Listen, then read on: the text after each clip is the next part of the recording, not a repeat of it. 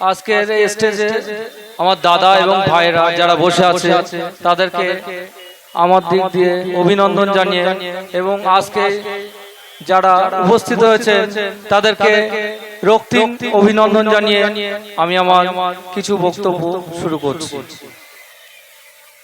আমাদের ভারতবর্ষ হচ্ছে গণতান্ত্রিক দেশ, সেই গণতন্ত্রটা কোথায় গেছে আজকে বুঝতে পারছি না। আজকে আমি উক্ত মিটিং এ আসার আগে আমাদের শাসন অঞ্চলে গেছিলাম, শাসন অঞ্চলে তেহাটা বলে একটা জায়গায় গেছিলাম।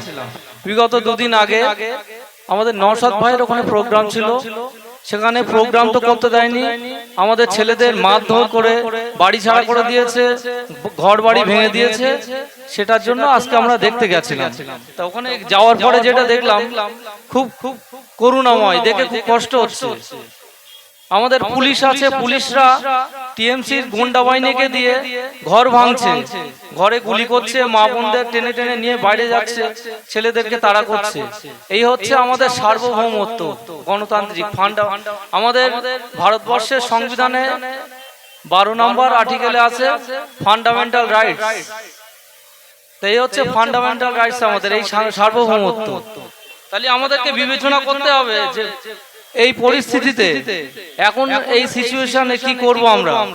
সামনে আমাদের লোকসভার ভোট 1 তারিখে, এটাই আমাদের মূল্যবান সুযোগ এবং এই টিএমসি গুন্ডা বাহিনীদেরকে সরিয়ে আমাদের আইএসএফ এর আক্তার রহমান বিশ্বাসকে আমাদের পার্লামেন্টে নিয়ে যাওয়ার এই একটাই সুযোগ। এরপরে কিন্তু আমরা সুযোগ পাবো না, আবার 5 বছর আমাদেরকে সহ্য করতে হবে এবং 5 বছর আমাদেরকে এইভাবে অত্যাচার করবে আর আমরা মুখ বুজিয়ে সহ্য করব।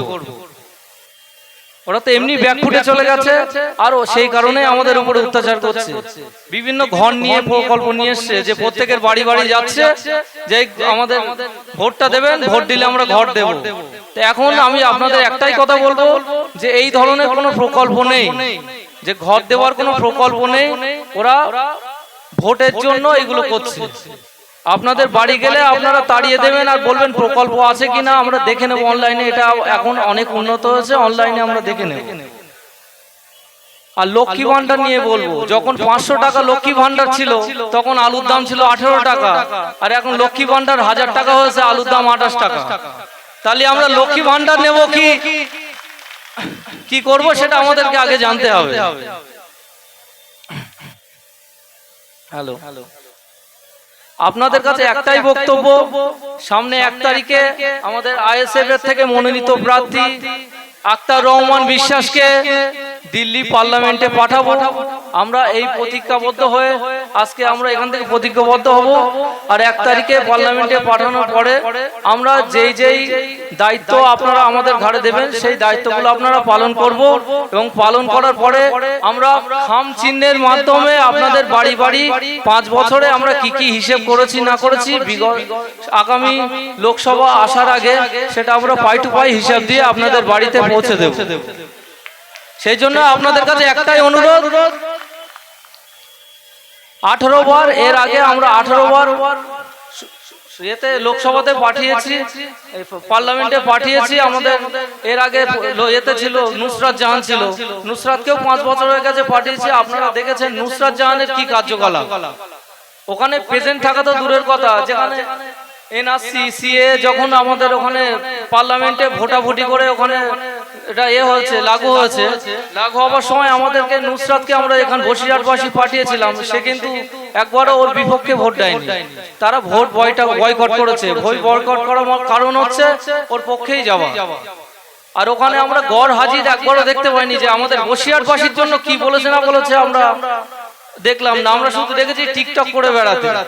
আর বিজেপির সংসদ আপনার ওর হাজবেন্ড তার সঙ্গে বিভিন্ন জায়গায় ঘুরে বেড়াচ্ছে। আমাদের বসিরহাটে কোনো কাজে ডাকলে তাকে পাওয়া যায়নি, আমি তো দেখতে পাইনি। আর এখানে কোনো প্রোগ্রামে আসতেও দেখিনি, কারো কোনো সুবিধার্থেও দেখিনি। তাই আপনাদের কাছে একটাই অনুরোধ, 1 তারিখে আমাদের আইএসএফ মনোনীত প্রার্থী আক্তার রহমান ভাইকে একবার সুযোগ দিয়ে দেখুন আমরা আপনাদের জন্য কি করতে পারি। এইটাই আপনাদের কাছে রিকোয়েস্ট। এই বলে আমি আমার বক্তব্য শেষ করছি। আইএসএফ জিন্দাবাদ, নওশাদ সিদ্দিকী জিন্দাবাদ। ভাইকে অসংখ্য ধন্যবাদ। এরপরে আমরা